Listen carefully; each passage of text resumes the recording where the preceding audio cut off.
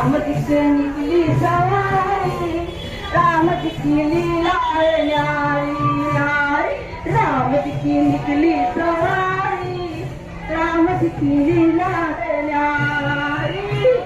14 वर्षाचा वनवास पाया माता सीता वचन निभाया माता सीता वचन निभाया डोक्याचे हरली रावण लंका रावण को मार लंका को जीता रावण को मारा लंका को जीता तो जब से आए